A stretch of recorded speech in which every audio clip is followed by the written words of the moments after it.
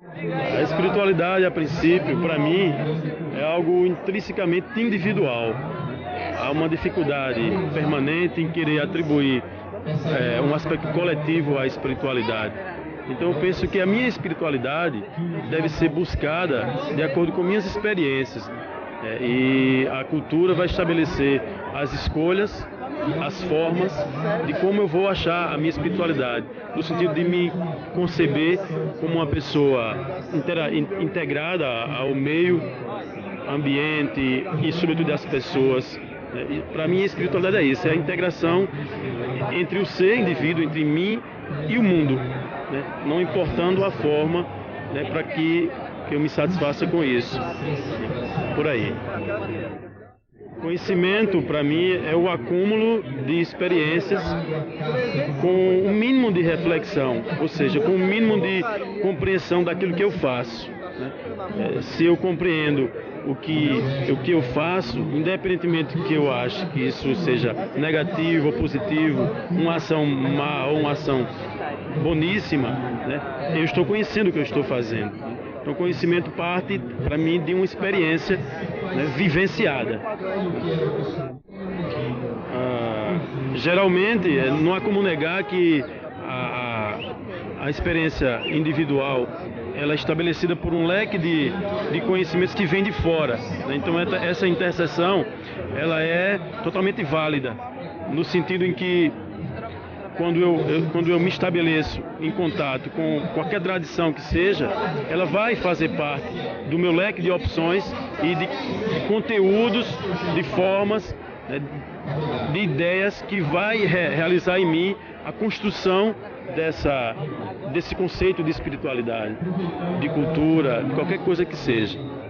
Então vem de fora realmente, há um encontro em que aquilo que eu sou e aquilo que está ao meu redor, para que eu entenda toda essa... Eu me bananei, ó.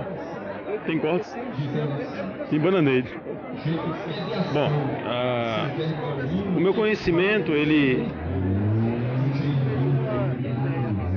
eu me perdi de novo.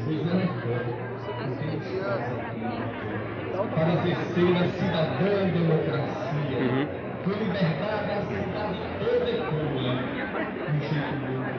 Via de regra se costuma ver que a ciência estivesse realmente separada, da espiritualidade, algo que caminhasse paralelo, muitas vezes num cruzamento difícil e outras vezes no distanciamento incomensurável, né?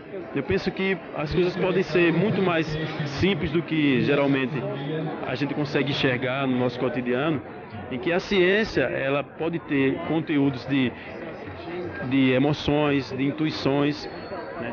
E que a religiosidade, a espiritualidade, pode haver também algo de muito racional, de se compreender. Então essa interseção dos conhecimentos de tradição, de espiritualidade, não há como se definir. Para mim, eu não vejo muito assim, é isso, ciência é isso, religiosidade seria aquilo lá, né? Acho que eles podem se cruzar de uma forma tranquila, né? As dificuldades de compreensão vão ser intrínsecas ao convívio que eu entenda o que seja religiosidade, o que seja espiritualidade, que eu entenda que seja ciência, racionalidade. Eu acho que as duas coisas podem caminhar, se cruzar, se distanciar, mas sem deglades, né? Sem muitas tensões, né? Tudo muito numa harmonia, numa proposta de que o conhecimento ou a espiritualidade seja algo de auxílio para que o homem consiga viver aqui. Preconceito é uma palavra danada, né? O próprio termo, etimologicamente, a gente observando, né? Um pré, né? Uma coisa que vem antes, um conceito pré-estabelecido, algo muito visível nessa palavra, mas algo que sugere, né, sobretudo no primeiro ponto, a ignorância, né? Ou seja, o desconhecimento, né, do que se pensa, né? Se alguém manifestar qualquer vontade especial, né, ou individual mesmo, de estar ligado a uma tradição religiosa, filosófica ou científica, né, o preconceito vai existir por parte de quem não conhece, basicamente. E é nesse sentido que as tensões também ocorrem, na medida em que, quando eu não compreendo aquilo que o outro faz, né, eu vou sempre ver a ação do outro como estranho, como diferente, né, e estabelecendo o preconceito nesse momento. Né. Então, o preconceito parte primeiro de uma ignorância e depois de uma discordância. Há uma equação que pode se resumir numa positividade disso, que poderia ser o seguinte: a questão da abertura consensual para o diálogo, né? Se eu estou vendo a ação do outro como estranha, eu estou falando, exigindo, mas basta só eu esperar e dar ouvidos, né? Dar voz a esse outro para que eu possa conhecer. Acho que poderia ser um caminho um pouco primário, mas um caminho inicial para que o preconceito se acabe, se esfumasse vagarosamente. Ok? Bom, com relação ao encontro, né, há muitas coisas a se verificar, a se dizer, né? Tanto de um lado positivo, sobretudo na sua realização, ou seja, no fato de existir esse espaço para o diálogo interreligioso, como assim é divulgado, né? Mas eu tenho observado isso em consonância com uma dificuldade que a própria cidade tem de estabelecer seus aparelhos culturais, seus aparelhos culturais, seus eventos, e que no momento, no processo de 3, 4 anos atrás, começou a surgir esses eventos paralelos de cultura, de música, né, de manifestações mais culturais do que totalmente reflexivas, religiosas ou filosóficas, né?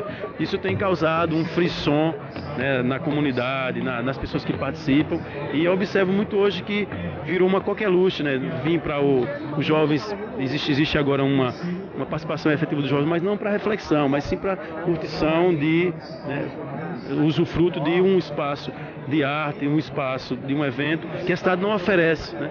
Nós percebemos que os espaços que a cidade tem de eventos são muito massificados, né? E são poucos, são ponteados, né? São determinantes e determinados.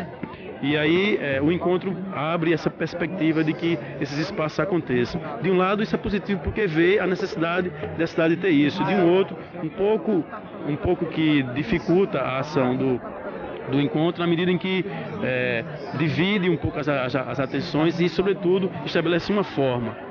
Outro ponto seria realmente verificar realmente a institucionalização desse evento, né? E parece que agora há pouco anunciou-se uma formação de uma ONG, de uma fundação, algo que institucionalizasse bem, né, para que a questão dos recursos, da garantia de que esse evento possa se realizar na plena normalidade de suas potencialidades e não fique atrelado tão somente, de um lado, à gestão municipal ou às gestões, né, de governo, enquanto patrocínio, como forma de realização, né. O encontro, ele tem essa clara objetividade de estabelecer o diálogo interreligioso, mas aos poucos eu observo também que esses diálogos estão começando a ficar muito ponteados em si mesmo, como por exemplo, tivemos aqui vários eventos paralelos, que esses eventos paralelos estão a cada ano, e nesses 13 anos, ficando um diálogo entre eles, né?